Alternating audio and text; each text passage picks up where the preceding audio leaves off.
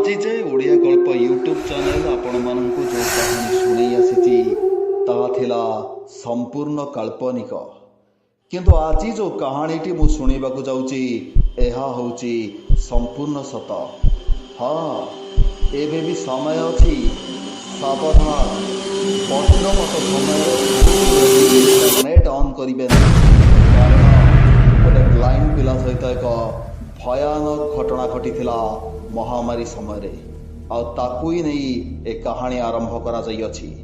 ହଁ, ଏବେ ବି ମୁଁ ଆପଣମାନଙ୍କୁ କହିଦେଉଛି, ଯଦି ବି ସେ କାହାଣୀ ଆପଣମାନେ ଶୁଣୁଛନ୍ତି, Please like and subscribe Horror Ring channel. ପଛକୁ ଟିକେ ଚାହିଁ ଦେଖନ୍ତୁ, କାରଣ ହୁଏତ ସିଏ ଆପଣଙ୍କ ପଛରେ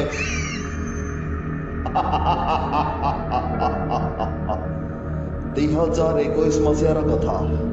ସେତେବେଳେ କରୋନା ମହାମାରୀ ସାରା ବିଶ୍ୱରେ ଉଗ୍ର ରୂପ ଧାରଣ କରିଥିଲା। ପ୍ରାୟତଃ ସେତେବେଳେ ଅନଲାଇନ୍ କାମ କରାଯାଉଥିଲା। ଓଲ୍ଡ ସନ୍ ନାମକ ଏକ ଗ୍ରୁପ୍ଟିଏ ମୁଁ କ୍ରିଏଟ୍ କରିଥିଲି। ଚକ୍ରଧର ଦାସ, ବିସ୍ମୟ ମହନ୍ତ, କମଲେଶ ସାହୁ, କମଳ ଲୋଚନ ଗୋଳଥିଆ, ରାଜେନ୍ଦ୍ର ସାହୁ, ଆଉ ଗୋଟିଏ ମାତ୍ର ଝିଅ ଥିଲା ଅନୁସୟା। ଅନୁସୟା ଅବଶ୍ୟ ବ୍ଲାଇଣ୍ଡ ଝିଅଟିଏ, ଫୁଲ୍ ବ୍ଲାଇଣ୍ଡ, କିନ୍ତୁ ତାର ସ୍ୱରଟି ଏତେ ମଧୁର ଥିଲା ଯେ କେହି ପୁରୁଷ ଶୁଣିଲେ ବି ପାଗଳ ହେଇଯିବା ସ୍ୱାଭାବିକ କଥା ଥିଲା। ଅବଶ୍ୟ ଆମ ଗ୍ରୁପରେ ସେଇଭଳି ଗୋଟିଏ ପିଲା ଥିଲା ରାଜେନ୍ଦ୍ର, ଯିଏକି ଟିକେ ବ୍ଲାଇଣ୍ଡ ଝିଅମାନଙ୍କର ଭଏସ୍ ଶୁଣିଲେ ପାଗଳ ହେଇଯାଏ। ଅନୁସୟାର ଭଏସ୍ଟି ତାକୁ ବହୁତ ଭଲ ଲାଗୁଥିଲା। ଯଦିଓ ସେ କିଛି ଭୁଲ ପଟଲ କାମ କରିନଥିଲା ବା ଗ୍ରୁପ୍ରୁ ନମ୍ବର ନେଇ କଲ୍ କରିବା ଭଳି ମାରାତ୍ମକ ଭୁଲ ସେ କରିନଥିଲା, କିନ୍ତୁ ପ୍ରାୟତଃ ସେ ତା ମେସେଜଟା ବେଶୀ ବେଶୀ ଶୁଣେ। ରାଜେନ୍ଦ୍ର ମାଲକାନଗିରିର ଏକ ପିଲାଟିଏ। ସେଦିନ ଶ୍ରାବଣ ପୂର୍ଣ୍ଣିମା ଥିଲା। ବାରଟି ମୋର ଠିକ୍ ମନେ ଅଛି, ସୋମବାର। ଆମ ଗ୍ରୁପ୍ରେ ଗୋଟେ ମେସେଜ ଆସିଥିଲା, ଦେଇଥିଲା ଅନୁସୟା, ଆଉ ସେ କହିଥିଲା ଆଜି ରାତିରେ ଗୁଗଲ ମିଟ୍ରେ ଅନ୍ତାକ୍ଷରୀର ଆୟୋଜନ କରିବା ପାଇଁ। ସବୁ ପିଲା ବି ସମର୍ଥନ ସମ୍ଭବତଃ ରାଜି ହେଇଗଲି। ହଁ, କ୍ରିଏଟର ହିସାବରେ ତ ରାଜି ହେବା ସ୍ୱାଭାବିକ କଥା ନା, ତେଣୁକରି ମୁଁ ରାଜି ହେଇଯାଇଥିଲି। ପିଲାମାନଙ୍କ କହିବା ଅନୁସାରେ ରାତି 11ଟାରେ ଗୁଗଲ ମିଟ୍ ଲିଙ୍କ ସେୟାର କରାଗଲା। ବାହାରେ ଯଦିଓ ସ୍ୱଳ୍ପରୁ ମଧ୍ୟମ ଧରଣର ବର୍ଷା ଓ ବଜ୍ରପାତ ଥିଲା, ଦୂରରେ ରହି ରହି ବିଜୁଳି ମାରୁଥିଲା। ହାଲକା ଫୁଲକା ବର୍ଷା ଓ ହେମାଳ ପବନ ବହି ଆସୁଥିଲା। ଗୁଗଲ ମିଟ୍ରେ ଖେଳ ଚାଲିଥିଲା। ରାଜେନ୍ଦ୍ର କହିଲା, ଅନୁସୟା ଦିଦି, ତମେ ଏଥର ଗୋଟେ ଗୀତଟେ ଗାଉନ। ଅନୁସୟା, ନାମ ତମେ ଏଥର ଗାଅ, ତମେ ଗାଇଲେ ମୁଁ ଶୁଣିବି। ଆଜି ମୁଁ ତମମାନଙ୍କର ଭଉଣୀ, ତମମାନେ ଭାଇ ମୋର, ତମମାନେ ଗାଇକି ଶୁଣେଇବ ନା। ଆଉ କେତେ ମଧୁର ଥିଲା ସେ ଝିଅର ସ୍ୱର, କୋଇଲି ବି ତା ଆଗରେ ଫେଲ୍ ମାରିଯିବ। ମୁଁ ମନେ ମନେ ଭଗବାନଙ୍କୁ ଧନ୍ୟବାଦ ଦେଉଥିଲି ଗ୍ରୁପ୍ରେ ଏମିତି ପିଲାଟିଏ ପାଇ। ଅବଶ୍ୟ ସେ ବେଳେବେଳେ ମଜା କଥା କହେ, ଯାହା ମୋତେ ବହୁତ ଭଲ ଲାଗିଥାଏ। ମୁଁ ମନେ ମନେ ଭଗବାନଙ୍କ ପାଖରେ ପ୍ରାର୍ଥନା କରୁଥିଲି, ହେ ଭଗବାନ, ଏ ଜନ୍ମରେ ନହେଲା ନାହିଁ, ଆର ଜନ୍ମରେ ଏ ଝିଅଟିକୁ ମୋର ସାନ ଭଉଣୀ କରି ଜନ୍ମ ଦିଅ।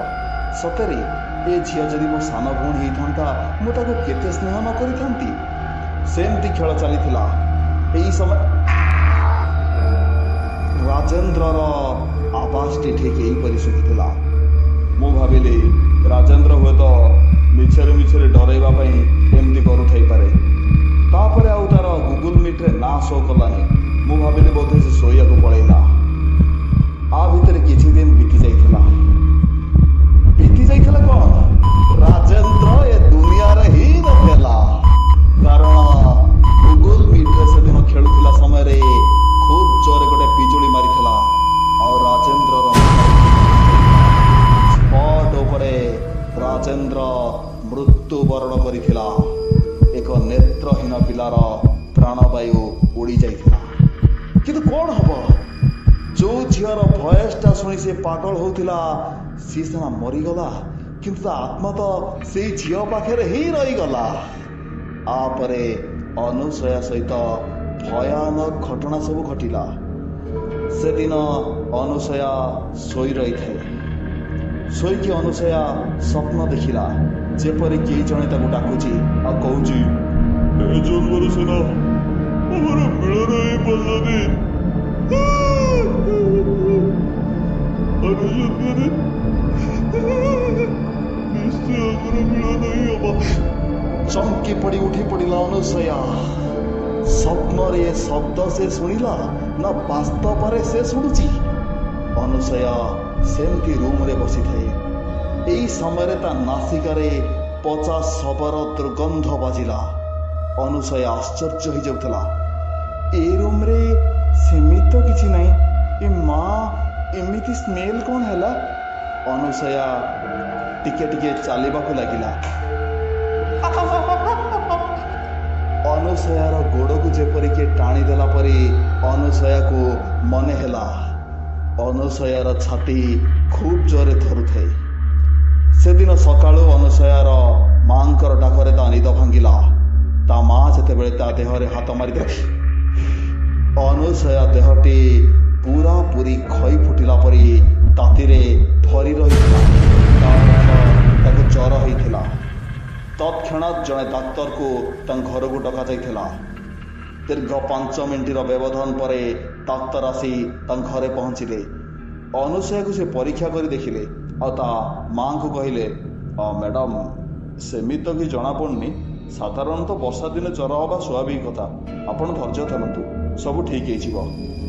ଅନୁସୟାର ମା ସେ ଡାକ୍ତରଙ୍କୁ ବାହାରକୁ ଛାଡ଼ିବା ପାଇଁ ଆସିଲେ। ଏହି ସମୟରେ ସେ ଘର ଭିତରୁ ଶୁଭିଲା ଅନୁସୟାର ଆର୍ତ୍ତ ଚିତ୍କାର। ଯେପରି କିଛି ଗୋଟେ ତା କାନରେ ବିକଟାଳ ଆବାଜ ବାଜିଲା, ଯାହାକୁ ଶୁଣି ସେ ଏପରି ଆର୍ତ୍ତନାଦ କଲା। ତା ମା ଆସି ଦେଖନ୍ତି କିଛି ନାହିଁ। ତାପରେ ସେ ଅନୁସୟାକୁ ପଚାରିଲେ, କ'ଣ ହେଲା ଅନୁସୟା, ତୁ ଏଡ଼େ ଜୋର କାହିଁ ପାଟି କଲୁ, କ'ଣ ହେଲା? ଅନୁସୟା ଖାଲି କହିଥିଲା, ସେ ପୁଅର ସ୍ୱର, ସେ ପୁଅର ସ୍ୱର, ସେ ହରିବୋଲ ରାମ ରାମ ସତ୍ୟ ହେ। ଅନୁସୟାର ମା ବି ସେତେବେଳକୁ ଡରି ଯାଇଥିଲେ। ସେ କହିଲେ, ଆରେ କୋଉ ହରିବୋଲ, କୋଉ ରାମ ରାମ ସତ୍ୟ ହେ, କ'ଣ ତୁ ଏତେ ଅନୁସୟା କହୁଛୁ? ଆରେ ତତେ ଜ୍ୱର ହେଇଛି, ସେଇଥିପାଇଁ ତତେ ଠିକ୍ ଲାଗୁନି, ତୁ ଆ ଯିବା।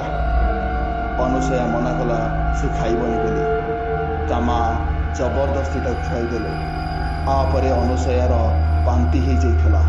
ଯାହା ଖାଇଥିଲା ସବୁ ବାନ୍ତି ହେଇଗଲା।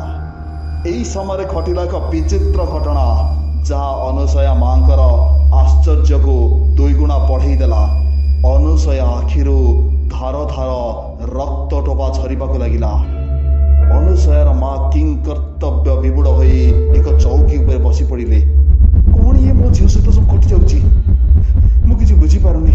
ହେ ଭଗବାନ, ଏ କ'ଣ ଘଟି ଯାଉଛି ସବୁ? ତାପରେ ସବୁ ଠିକ୍ ଠାକ୍, ରକ୍ତ ଆଉ ନଥିଲା। ଅନୁସୟା ଭିତରେ ଖାଲି ବାଉଳି ଚାଉଳି ହେଉଥିଲା। ମୋତେ କିଏ ମାରି ଦେଉଛି, ମୋ ଦେହ ଫୋଡ଼ି ହେଇଯାଉଛି, ମୋ ଦେହ କ'ଣ ହେଇଯାଉଛି? ସେଦିନ ଅନୁସୟାକୁ ତା ମା ଆଶ୍ଚର୍ଯ୍ୟର କଥା, ଅନୁସୟା ଖୁବ୍ ଜୋରେ ଚିତ୍କାର କଲା। ତା ମା ଉଠି ଦେଖନ୍ତି ତ ଅନୁସୟା ପୁରାପୁରି ଥରୁଛି।